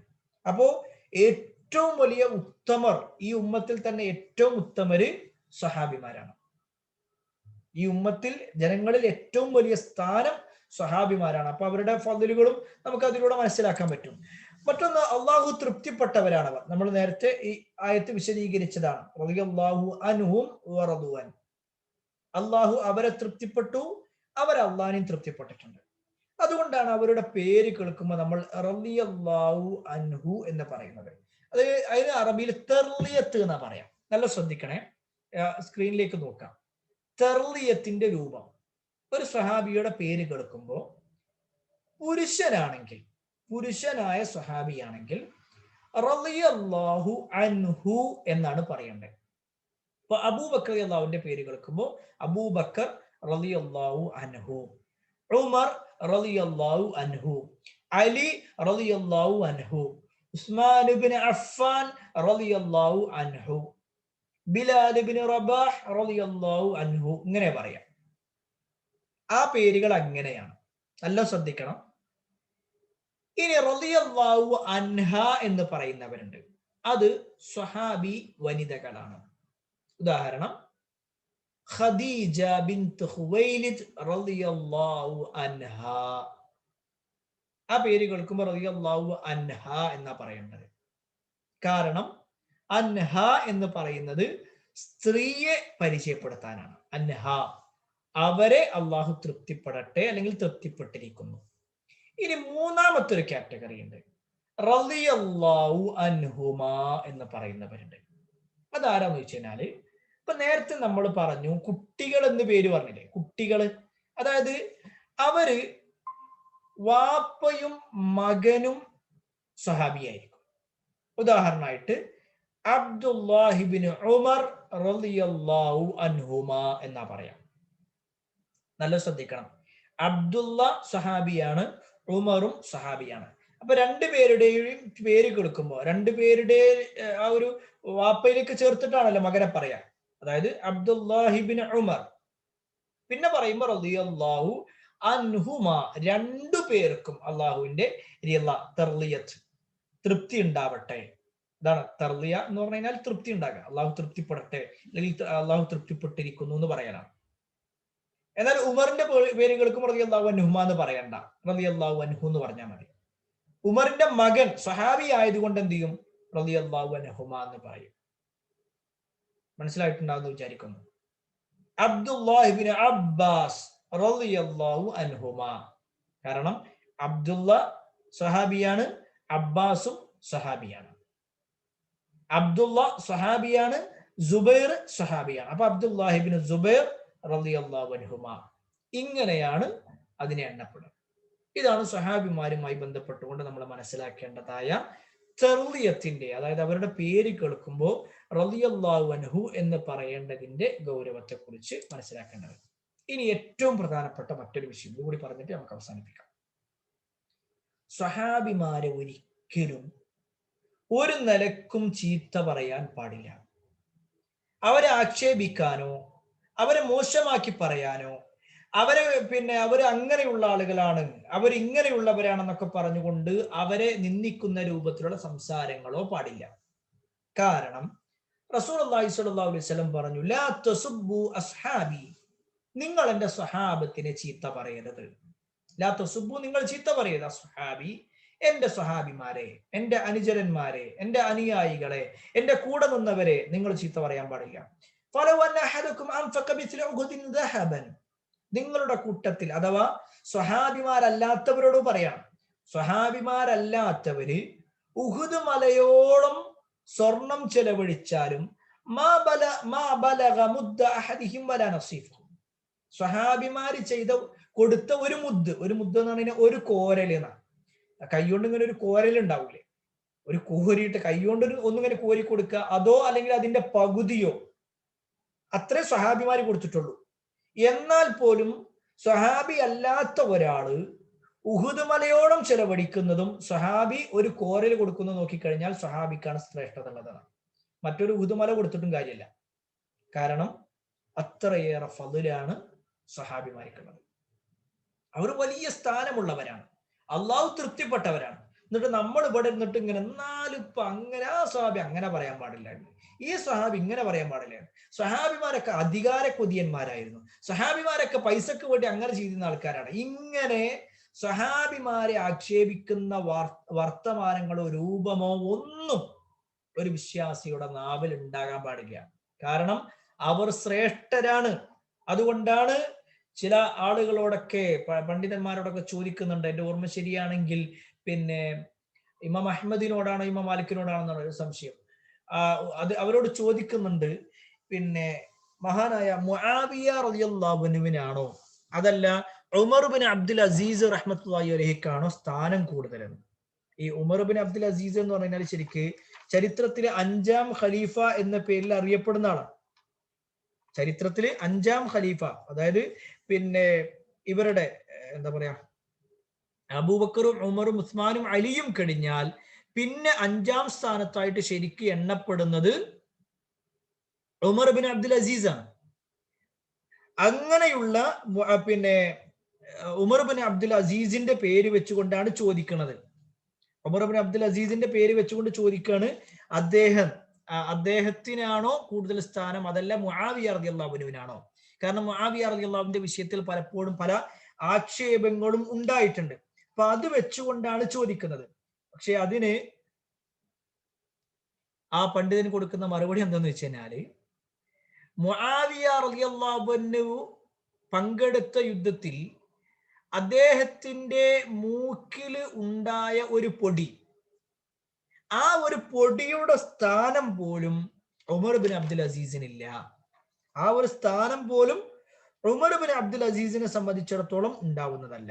അപ്പൊ അത്രയും വലിയ ഒരു സ്ഥാനമാണ് ശരിക്ക് ഇമാം അഹ്മദ് ബിൻ ഹംബൽ റഹ്മത്തുള്ളാഹി അലൈഹി വിശദീകരിക്കുന്നത്. സ്വഹാബത്തിന്റെ, അതായത് ഇമാം അഹ്മദ് ബിൻ ഹംബലിനോടാണ് ഈ ചോദ്യം വരുന്നത്, അദ്ദേഹത്തിന്റെ സ്ഥാനം, അതായത് മുആവിയ റളിയല്ലാഹുവിന്റെ വിഷയത്തിൽ ചോദിക്കുന്നത്. അതിന് അദ്ദേഹം കൊടുക്കുന്ന മറുപടിയാണ്, മുആവിയ റളിയല്ലാഹുവിന്റെ സ്ഥാനമൊന്നും ഒരിക്കലും അതിന് ശേഷം വന്ന എത്ര വലിയ രാജാവാണെങ്കിലും ശരി ഇല്ല.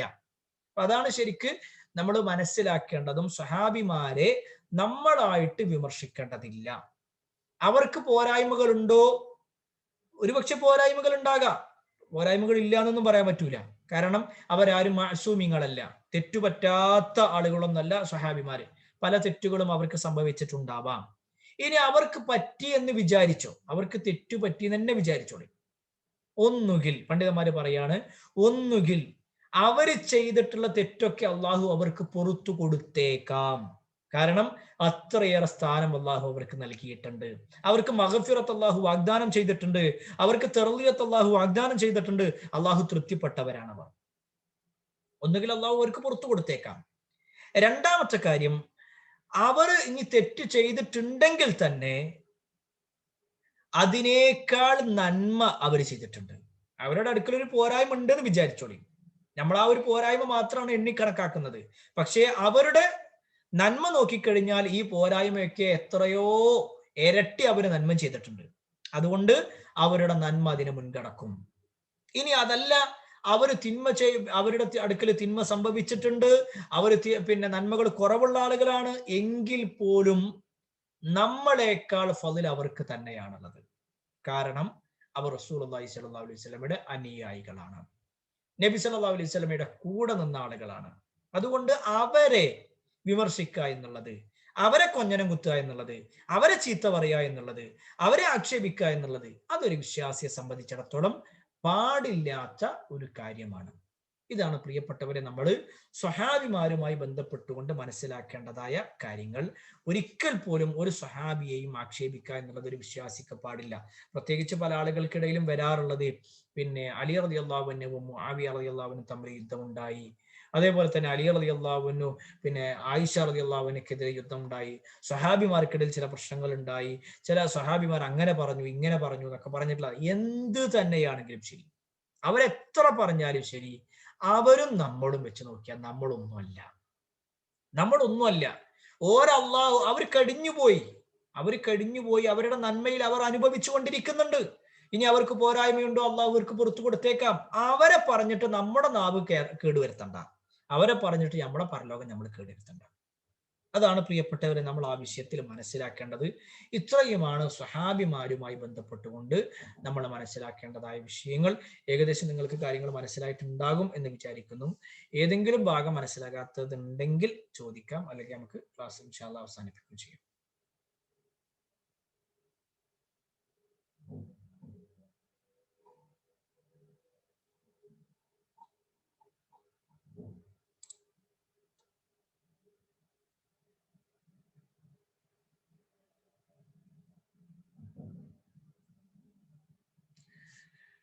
അഫ്സൽ, എന്താ ഈ ബേസ് മനസ്സിലായില്ല, എന്താന്നുള്ളത് എനിക്ക് ക്ലിയർ ആയില്ല. അത് നമ്മൾ ഒരുപാട് സഹാബി പേര് പറഞ്ഞല്ലോ, അപ്പൊ കൊറേ കൂടിക്കലർന്ന പോലെ ആയിപ്പോയി, മനസ്സിലായ? മുആവിയ റളിയല്ലാഹു അൻഹു, അലി റളിയല്ലാഹു അൻഹു. അല്ലെ, അത് നമ്മൾ എന്താന്ന് വെച്ചാൽ ഇൻഷാ അല്ലാഹ് പിന്നെ നമ്മൾ ഓരോരുത്തരെ കുറിച്ച് നമ്മൾ വിശദീകരിക്കും ഇൻഷാ അല്ലാഹ്. അടുത്ത ആഴ്ച നമ്മൾ ഒന്നാമത്തെ ഈ ഉമ്മത്തിൽ ഏറ്റവും വലിയ സ്ഥാനമുള്ള ആളാണ് പിന്നെ റസൂലുള്ളാഹി സ്വല്ലല്ലാഹു അലൈഹി വസല്ലം കഴിഞ്ഞാൽ അബൂബക്കർ സിദ്ദീഖ് റളിയല്ലാഹു അൻഹു. അപ്പൊ അദ്ദേഹത്തിനെ കുറിച്ച് നമ്മൾ പറയും. അതായത് ഇത് ഓരോരുത്തരെ കുറിച്ച് നമുക്ക് എന്ത് ചെയ്യൂല, മുഴുവനായിട്ട് പറയാൻ കഴിയൂല. ഓരോന്നും വിശദീകരിക്കുക എന്നുള്ളത് നമുക്ക് കഴിയാത്ത വിഷയമാണ്. അപ്പൊ ഇങ്ങനെ പറയാ എന്നല്ലാതെ ഒരാളെ കുറിച്ച് പറഞ്ഞു കഴിഞ്ഞാൽ അടുത്തതിലേക്ക് പോകും. ഇപ്പൊ നേരത്തെ ഞാൻ പറഞ്ഞു ഈ ചരിത്രം വിശദീകരിക്കണം. ഇപ്പൊ മുആവിയ റളിയല്ലാഹു അൻഹുവിനെ കുറിച്ച് പറയുമ്പോൾ ആരാണ് മുആവിയ? മുആവിയ എന്ന് പറഞ്ഞു കഴിഞ്ഞാൽ അബൂ സുഫിയാൻ റളിയല്ലാഹുവിന്റെ മകനാണ്. മുആവിയ റളിയല്ലാഹു അൻഹു. അപ്പൊ അബൂ സുഫിയാൻ ആരാണ്? അപ്പൊ അത് പറയേണ്ടി വരും. അപ്പൊ എല്ലാം കൂടി ഇങ്ങനെ ഒന്നിലേക്ക് എന്ത് ചെയ്യും, പോയിക്കൊണ്ടേയിരിക്കും. അപ്പോ അത് നമ്മളൊന്നും എന്ത് ചെയ്ത ചെറുതായിട്ടൊന്ന് പറഞ്ഞു എന്ന് മാത്രമേ ഉള്ളൂ. ഇൻഷാ അല്ലാഹ് നമ്മൾ ഇനി അവരെ കുറിച്ച് പറയുമ്പോൾ, നമ്മളിപ്പോ 1ാം ക്ലാസ്സിലുള്ളത്, 1ാം ക്ലാസ്സിൽ ഇരിക്കുമ്പോൾ സ്വാഭാവികമായിട്ട് ഉണ്ടാകുന്ന ഒരു പ്രശ്നങ്ങളുണ്ടല്ലോ, കുറച്ച് മനസ്സിലാവും, കുറച്ച് മനസ്സിലാവില്ല. പിന്നെ അത് മെല്ലെ മെല്ലെ എന്ത് ചെയ്യും, നമ്മളിങ്ങനെ പഠിക്കുന്നതിനനുസരിച്ച് കുറെ കാര്യങ്ങൾ എന്ത് ചെയ്യും, നമുക്ക് മനസ്സിലായിക്കൊണ്ടേയിരിക്കും. അപ്പോ നിങ്ങൾക്ക് എന്ത് ചെയ്യാൻ പറ്റും, കൂടുതൽ ഓരോ സഹാബിമാരെ കുറിച്ച്. ഇപ്പൊ അബൂബക്കർ റളിയല്ലാഹുവിന്റെ പേര് കേൾക്കുമ്പോൾ, അബൂബക്കർ റളിയല്ലാഹുവിനെ കുറിച്ച് നമ്മൾ വിശദീകരിക്കുമ്പോൾ തീർച്ചയായും ആയിഷ റളിയല്ലാഹുവിനെ കുറിച്ച് പറയും, അബൂബക്കർ റളിയല്ലാഹുവിന്റെ മകനായ അബ്ദുറഹ്മാനെ കുറിച്ച് പറയും. അപ്പൊ ചെറിയ രൂപത്തിൽ, അതൊന്നും വലിയ രൂപത്തിൽ നമുക്ക് കഴിയൂല. പിന്നീട് നമുക്ക് ഇൻഷാ അല്ലാഹ് അവരുടെ പേരുകൾ എത്തുന്ന സമയത്ത് എന്ത് ചെയ്യാം, അവരെ കുറിച്ച് വിശദമായിട്ട് തന്നെ നമുക്ക് പഠിക്കാം. ഇതാണ് പിന്നെ നമുക്ക് വിശദീകരിക്കാനുള്ളത്. ഇനി അടുത്ത അതില് ഈ റളിയല്ലാഹു അൻഹുമ എന്നുള്ളത്, റളിയല്ലാഹു അൻഹുമ എന്ന് പറഞ്ഞു കഴിഞ്ഞാല് അവർക്ക് രണ്ടു പേർക്കും, അൻഹുമ രണ്ടു പേർക്ക് എന്നുള്ളതാണ്. അത് വാപ്പാക്കും മകനും രണ്ടു പേരും സഹാബിമാരാകുമ്പോഴാണ് റളിയല്ലാഹു അൻഹുമ എന്ന് പറയാം. ഉമറിന്റെ മകനും. അപ്പൊ മകന്റെ പേര് പറയുമ്പോൾ എന്ത് ചെയ്യും, അബ്ദുല്ലാഹിബ്നു ഉമർ എന്നാ പറയാ, ഉമറിന്റെ മകനായ അബ്ദുള്ള. അപ്പൊ രണ്ടു പേർക്കും തർദിയത്ത് ചെല്ലും. അപ്പൊ റളിയല്ലാഹു അൻഹുമ എന്ന് പറയും. എന്നാൽ ഉമറിന്റെ വാപ്പ ഉമർ ഇബ്നു ഖത്താബ് എന്തല്ല ഇസ്ലാം സ്വീകരിച്ചിട്ടില്ല. അതുകൊണ്ട് തന്നെ ഉമറിന്റെ പേര് കേൾക്കുമ്പോൾ നമ്മൾ റളിയല്ലാഹു അൻഹു എന്ന് പറഞ്ഞാൽ മതി, അൻഹുമ എന്ന് പറയണ്ട. ഉമറിന്റെ മകന്റെ പേര് കേൾക്കുമ്പോൾ റളിയല്ലാഹു അൻഹുമ എന്ന് പറയണം, കാരണം വാപ്പയും മകനും ഇസ്ലാം സ്വീകരിച്ചത് കൊണ്ട്. ഇനി നസീഫഹു എന്ന് പറഞ്ഞു കഴിഞ്ഞാല് നിസ്ഫ്, പകുതി എന്നാണ്. അതായത് ഒരു മുദ്ദ് അല്ലെങ്കിൽ അതിന്റെ പകുതി, ഒരു കോരലോ അല്ലെങ്കിൽ അതിന്റെ പകുതിയോ കൊടുത്താൽ പോലും പിന്നെ ആ സഹാബിമാർക്കാണ് ശ്രേഷ്ഠത എന്നുള്ളതാണ് അവിടെ ഉദ്ദേശിച്ചത്. ക്ലിയർ ആണെന്ന് വിചാരിക്കുന്നു.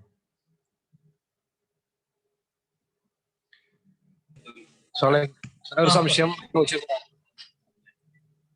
എന്താണ്? അബി വക്കാസ്, രണ്ട് സഹാബികളുണ്ട്.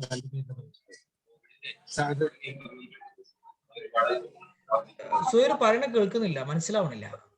അതെ, സഅദ് ഇബ്നു അബി വക്കാസ് റളിയല്ലാഹു അൻഹു, അതുപോലെ തന്നെ സഅദ് ഇബ്നു വേറെ പേരുള്ള അതിന് വ്യത്യാസം എന്താ? രണ്ട് സഹാബാക്കളാണോ, രണ്ട് പേരാണോ? അതെ, സഅദ് കുറെ ഉണ്ട്. സഅദ് എന്നുള്ളത് സഅദ് ബിൻ അബി വക്കാസ് ഉണ്ട്. സഅദ് ബിൻ അബി വക്കാസ് എന്ന് പറഞ്ഞാൽ ഇസ്ലാമില് 6ാമത്തെയോ അല്ലെങ്കിൽ 5ാമത്തെയോ ആളാണ് സഅദ് ബിൻ അബി വക്കാസ്. ചെറിയ കുട്ടിയായിരിക്കുന്ന സമയത്ത്, ചെറിയ കുട്ടി എന്ന് പറഞ്ഞു കഴിഞ്ഞാൽ ഏകദേശം 13-14 വയസ്സിൽ ഇസ്ലാം സ്വീകരിച്ചിട്ടുണ്ട് സഅദ് ബിൻ അബി വക്കാസ് റളിയല്ലാഹു അൻഹു. അദ്ദേഹത്തിന്റെ സഹോദരനാണ് Umair bin Abi Waqqas. Umair bin Abi Waqqas അത് സഅദ് റളിയല്ലാഹു അൻഹു ചെയ്തിട്ടുണ്ട്. ഇസ്ലാമിൽ വലിയ സ്ഥാനമുള്ള ആളാണ്. അദ്ദേഹം ഇസ്ലാം സ്വീകരിച്ചപ്പോഴാണ് അദ്ദേഹത്തിന്റെ ഉമ്മ എന്ത് പറഞ്ഞേ, പിന്നെ നീ ഇസ്ലാം ഒഴിവാക്കിയിട്ടില്ലെങ്കിൽ ഞാൻ ഇനി ഒരു തുള്ളി വെള്ളം കുടിക്കൂല എന്നൊക്കെ പറഞ്ഞപ്പോൾ, ഉമ്മ നിങ്ങൾക്ക് 100 ശരീരം ഉണ്ടെങ്കിൽ ആ 100 ശരീരം നിങ്ങളിൽ നിന്ന് വിട്ടുപോയി കഴിഞ്ഞാൽ പോലും, അല്ലെങ്കിൽ ആത്മാവ് വിട്ടു പോവുകയാണെങ്കിൽ പോലും ഞാൻ ഇസ്ലാം ഒഴിവാക്കൂല എന്ന് പറഞ്ഞത് ഈ സഅദ് ബിൻ അബി വക്കാസ് റളിയല്ലാഹു അൻഹു ആണ്. അദ്ദേഹം മുഹാജിറാണ്, അതായത് മക്കക്കാരനാണ്. എന്നാൽ സഅദ് ബിൻ മുആദ് റളിയല്ലാഹു അൻഹു മദീനക്കാരനാണ്. മദീനയിലെ ബനു അബ്ദുൽ അശ്അൽ എന്നാണ് എൻ്റെ ഓർമ്മ, ആ ഗോത്രത്തിലെ നേതാവാണ്. ആ ഗോത്ര നേതാവാണ് ആര്? സഅദ് ബിൻ മുആദ് റളിയല്ലാഹു അൻഹു. സഅദ് ബിൻ അബി വക്കാസ് പറഞ്ഞ് നമ്മള് ഇത് സഅദ് ബിൻ മുആദ്. ഇനി Saad bin ഉബാദയുണ്ട്, Saad bin Ubada, അതും മദീനക്കാരനാണ്, അൻസ്വാരിയാണ്. അതേപോലെ തന്നെ സഅദ് ബിൻ ഖൈസമയുണ്ട്, അതും മദീനക്കാരനാണ്. ഇങ്ങനെ സഅദുകൾ തന്നെ ഒരുപാടുണ്ട്, സഅദുമാരന്നെ ഒരുപാടുണ്ട്. നമുക്ക് ഇൻഷാ അല്ലാഹ് വിശദീകരിക്കാറുണ്ട്. ഈ അബ്ദുള്ളമാരന്നെ ഒരുപാടുണ്ട്. അവാദറത്തിൽ അർബഅ എന്നുള്ള നിലയ്ക്ക് 4 സഹാബിമാരെ കുറിച്ച് പറയുന്നുണ്ട്. അത് ഇൻഷാ അല്ലാഹ് നമുക്ക് പിന്നീട് പറയാം.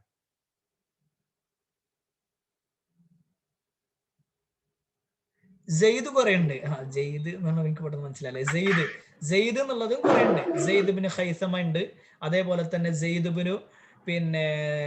ബിൻ ഹാരിസയുണ്ട്, പിന്നെ സെയ്ദ് ബിൻ സാബിത്ത് ഉണ്ട്, സെയ്ദ് ബിൻ ഖത്താബ് ഉണ്ട്. അതൊക്കെ സഹാബിമാരന്നെയാണ്. നമുക്ക് അവരെ കുറിച്ച് മെല്ലെ മെല്ലെ പറയാം. ആരുടെ മൈക്കാണ് ഓണ്?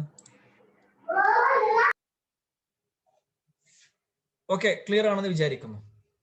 ഇൻഷാ അല്ലാഹ് നമുക്ക് ഏകദേശം ഓക്കെ അല്ലേ? ബാക്കി നമുക്ക് ഇൻഷാ അല്ലാഹ് ഓരോരുത്തരെ എന്ത് ചെയ്യാം, അടുത്ത ക്ലാസ്സുകളിലൂടെ നമുക്ക് വിശദീകരിക്കാം. അടുത്ത ക്ലാസ് നിങ്ങൾ പിന്നെ ഇൻഷാ അല്ലാഹ് അടുത്ത ആഴ്ച നമുക്ക് നമ്മുടെ നെറ്റ് ക്ലിയർ ആകും എന്ന് തന്നെ വിചാരിക്കണം. കാരണം ഇപ്പോൾ മെസ്സേജ് അയച്ചിരുന്നു, ചിലപ്പോൾ മറന്നുപോയതായിരിക്കാം, അല്ലെങ്കിൽ നമസ്കാരത്തിന് വേണ്ടി പോയപ്പോൾ ഫോൺ എടുക്കാൻ മറന്നതായിരിക്കാം. എന്നാലും നമ്മളാരും മനഃപൂർവ്വം പിന്നെ ഒഴിവാകൂല എന്നുള്ള ഉറപ്പുള്ള ആളുകൾ തന്നെയാണല്ലോ. അപ്പൊ നമ്മുടെ ക്ലാസ് മുടക്കണ്ട എന്നുള്ളത് കൊണ്ട് എന്ത് ചെയ്തതാണ്, നമ്മൾ ക്ലാസ് നടത്തിയതാണ്. കാരണം അതിൽ കുറെ ആളുകൾക്ക് മിസ്സായിട്ടുണ്ട്. കുറെ ആളുകൾ എനിക്ക് മെസ്സേജ് അയക്കുന്നുണ്ട്. ഞാനിപ്പോ ചില ആളുകൾക്ക് ക്ലാസ് എടുക്കുന്നതിന്റെ ഇടയിൽ തന്നെ എന്ത് ചെയ്തിരുന്നു, ഒരു പിന്നെ സൂം അല്ല മറ്റേ ഗൂഗിൾ മീറ്റ് ഇപ്പോ തയ്യാറാക്കിയിരുന്നു. അൽഹംദുലില്ലാഹ് കുറച്ച് ആളുകൾ ഇപ്പൊ അതിലുണ്ട്. പിന്നെ ബാക്കി കുറെ ആളുകൾക്ക് കയറാൻ പറ്റിയിട്ടില്ല. കാരണം ഞാൻ രണ്ടും കൂടി ആകുമ്പോൾ എന്റെ ശ്രദ്ധ ഫുള്ള് മാറുകയാണ്. പറഞ്ഞതിന്റെ പിന്നെയും പറയുമ്പോൾ അത് നിങ്ങൾക്കൊരു പ്രയാസമായിട്ട് തോന്നുന്നുള്ളത് കൊണ്ട് പിന്നെ അങ്ങോട്ട് നിർത്തിയതാണ്. കുറെ ആളുകൾക്ക് കയറാൻ പറ്റിയിട്ടില്ല എന്ന് പറയുന്നുണ്ട്. ഏതായിരുന്നാലും ഇൻഷാ അല്ലാഹ് അടുത്ത ക്ലാസ്സിൽ നമുക്ക് കൃത്യമായിട്ട് തന്നെ പങ്കെടുക്കണം. അതോടൊപ്പം നമ്മുടെ നേതാക്കന്മാരെ കുറിച്ച് നമ്മളാണ് കൂടുതൽ മനസ്സിലാക്കേണ്ടത്. അവരുടെ ജീവിതത്തിലൂടെ നമുക്ക് കുറെ കാര്യങ്ങൾ ഗുണപാഠങ്ങളായിട്ട് വരാനുണ്ട്. അതുകൂടി നമ്മൾ ഓരോരുത്തരും മനസ്സിലാക്കി ഉൾക്കൊള്ളുക. അള്ളാഹു എല്ലാ അർത്ഥത്തിലും നന്മകൾ ചെയ്യുന്ന ആളുകളിൽ നമ്മെ ഇവരെയും ഉൾപ്പെടുത്തുമാറാവട്ടെ. എല്ലാവിധ പ്രയാസങ്ങളിലും അള്ളാഹു നമ്മെ നമ്മുടെ കുടുംബത്തെയും കാത്തുരക്ഷിക്കുമാറാവട്ടെ. ഒരുപാട് ആളുകൾ പ്രാർത്ഥനയോട് വസിയത്ത് നൽകിയിട്ടുണ്ട്. എല്ലാവരുടെയും പ്രാർത്ഥന അള്ളാഹു സ്വീകരിക്കുമാറാവട്ടെ.